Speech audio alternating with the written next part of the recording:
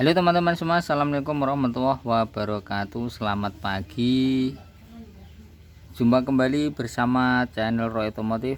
Salam semuanya, salam sehat selalu bagi para subscriber dimanapun Anda berada, dan salam semuanya bagi penonton yang sudah melihat, menonton, atau memberi subscribe, memberi dukungan pada video saya. Saya mengucapkan banyak terima kasih.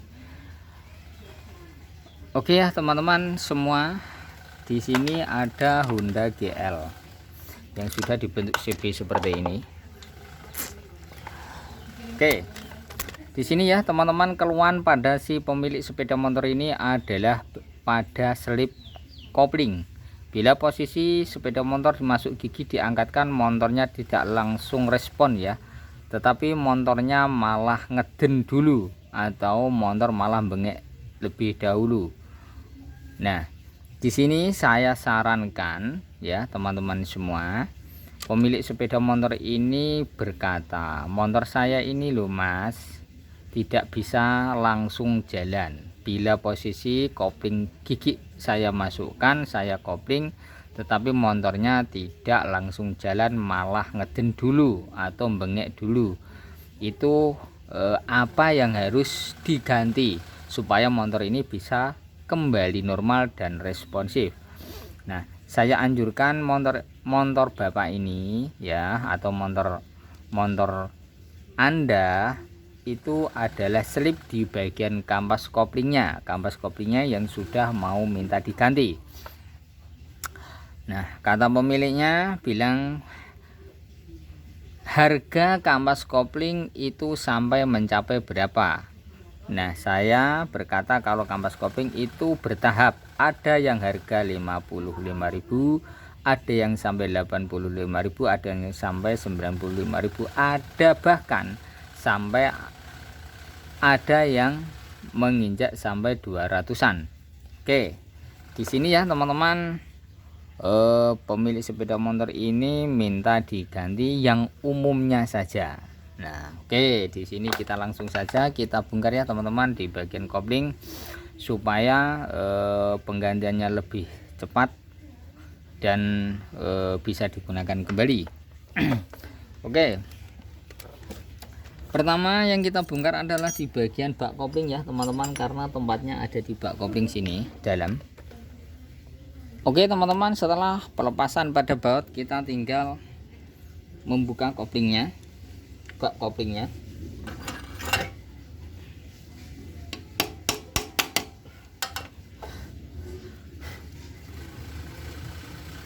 Oke ya teman-teman, sudah saya lepas. Ini adalah setut.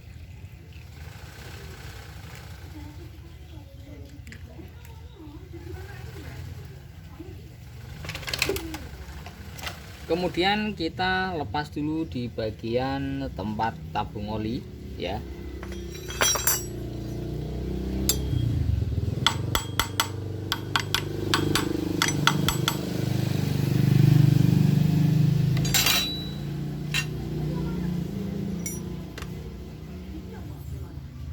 Kita buka perlahan-lahan.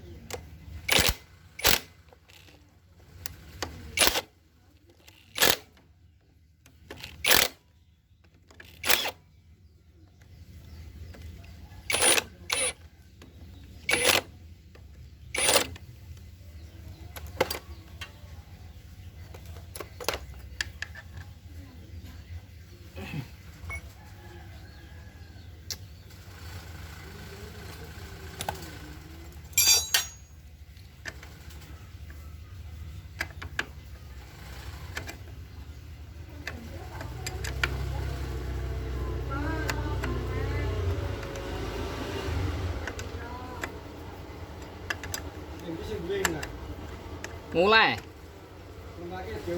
membukanya kita harus perlahan-lahan dan seimbang ya teman-teman, karena ini rimpi sekali, karena ini modelnya kan enggak besi, kerennya ya.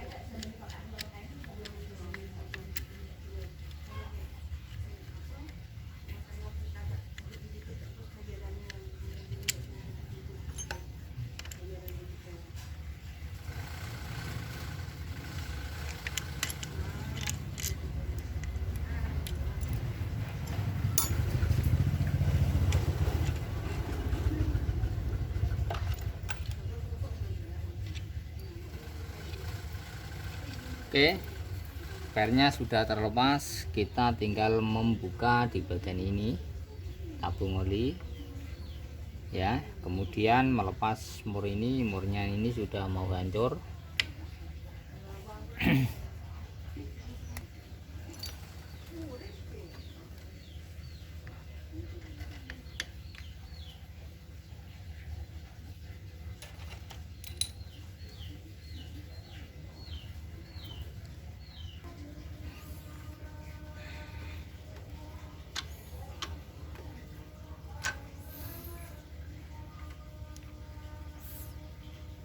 Ini mengalami kondisi retak atau sudah hilang ya teman-teman di sini. Tetapi tetap saja motornya aman, tidak ada permasalahan kemacetan ataupun tidak, karena ini tabung buat untuk penyimpanan oli untuk mengaliri ya, yang masuk ke kruk as biasanya gitu. Dan juga untuk penampungan pada kotoran yang ada di sini.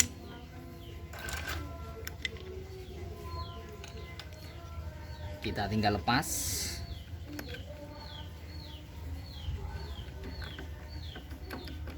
Oke.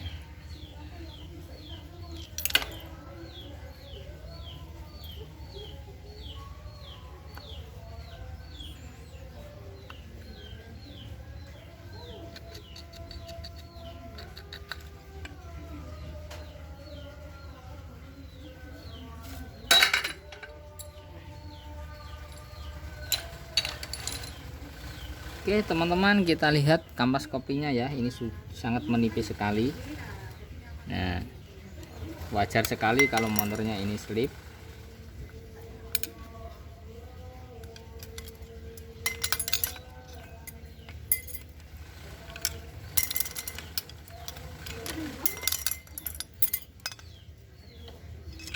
Oke ya teman-teman, faktor kampas kopling walaupun kita ganti baru original maupun metasi, kalau kampas kopling cepat selip itu banyak sekali faktor gejalanya ya teman-teman. Teman-teman semua wajib kita pahami atau kita pelajari.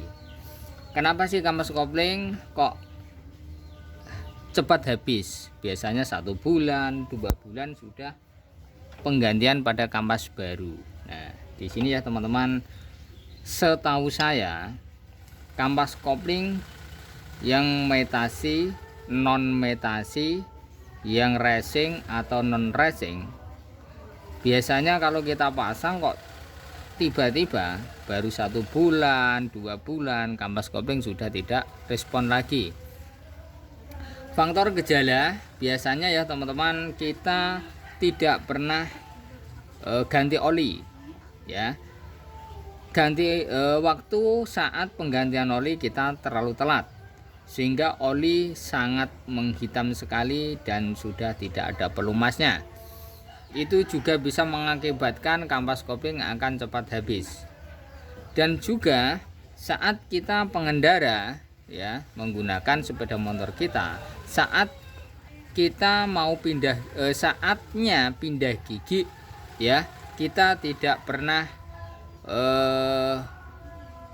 kita sering mengabaikan saat pemindahan pada gigi, waktu posisi tanjakan yang tinggi maupun yang rendah, saat motor tidak mau kuat jalan ya, terasa berat sekali kita paksakan, itu otomatis kampas kopling akan cepat habis dan cepat selip. Dan juga faktor dari plendesnya ini atau ini ya teman-teman, ganjalnya atau besinya ini biasanya terlalu kasar, biasanya dibuat kasar ya, karena wah plendesnya ini kok sudah halus, kita kasarin seumpama, itu juga bisa mengakibatkan kampas kopling akan menjadi selip kopling. Dan juga saat penggantian kampas kopling baru, kenapa kampas kopling kok tidak bisa responsif walaupun baru? Nah otomatis biasanya spennya ini ya, blandesnya ini sudah menipis semua, sehingga dorongan atau penekanan kampas kopling tidak terlalu rapat ya gitu. Nah, dan juga ya teman-teman, biasanya kebanyakan itu orang-orang itu kita kasarin biar nanti tenaganya oke, kampas koplingnya langsung menendang, biasanya gitu. Nah, faktornya gejala seperti ini dibuat kasar. Oke. Nah, faktor semacam ini bisa mengakibatkan kerusakan pada kampas kopling, tidak akan menjadi awet, otomatis akan menjadi cepat selip ya. Biasanya beberapa minggu itu sudah mengalami kondisi selip lagi. Caranya ngatasi bagaimana? Caranya kita adakan penggantian yang baru menggunakan yang original atau menggunakan merek NPP. Biasanya kalau ada NPP ya kita belikannya NPP. NPP itu tidak terlalu jelek ya, menurut saya bahannya itu kalau saya sering memakai merek NPP itu bagus ya, buat kalau itu pribadi saya. Walaupun itu saya menggunakan setang piston atau pistonnya atau kampas koplingnya itu saya sering menggunakan merek NPP. Itu bagi saya sudah cukup maksimal kalau kita gunakan, apalagi bagi orang-orang awam dan orang-orang yang berpenghasilan rendah, itu sudah cukup menggunakan merek itu. Nah, syukur-syukur ya kita kuat membelikan yang originalnya, tetapi original kan mahal. Nah, tetapi kalau ada uangnya tidak bermasalah kan gitu. Oke, itulah yang menjadi faktor penyebab kampas kopling yang cepat selip kita gunakan atau kita pakai ya. Tapi kalau di sini saat pemakaian kampas kopling janganlah terlalu yang jelek ya. Usahakan yang tengah-tengah itu sudah bagus, dan usahakan nanti kalau sudah penggantian kampas kopling, usahakan olinya rutin-rutin kita ganti yang baru biar nanti awet. Saat pengoplingan kita menggunakan cara yang tepat ya, tidak boleh di blayer saat gigi masuk sambil ditekan kampas koplingnya. Itu juga bisa mengakibatkan kampas kopling cepat habis, karena saat kopling ditekan gigi masuk kita blayer ini akan berputar ya, akan menggesek pada kampas kopling. Nah, gesekan itulah yang menjadi penyebab kampas kopling akan cepat aus dan tiada gunanya, karena motor tidak jalan, gigi dimasukkan, kopling ditekan, di blayer itu tidak ada gunanya karena motor tidak digunakan untuk berjalan. Nah, tuh. Oke ya teman-teman, semoga ini menjadi pembelajaran bagi kita saat kita penggantian pada kampas kopling sepeda motor GL maupun lain-lain. Kok ada gejala di platnya seperti ini, digesek seperti ini, usahakan kita ganti yang baru supaya sepeda motor kita menjadi responsif dan awet. Kampas koplingnya, olinya juga kita ganti baru. Oke teman-teman, semoga ini jadi pembelajaran bagi kita, semoga menjadi pemberitahuan yang maksimal bagi teman-teman semua. Oke, saya sudah segini, cukup di sini ya teman-teman. Saya carikan kampas kopling dulu, nanti kita tinggal perakitan. Oke teman-teman, terima kasih. Jangan lupa untuk subscribe, like, juga di komen. Terima kasih.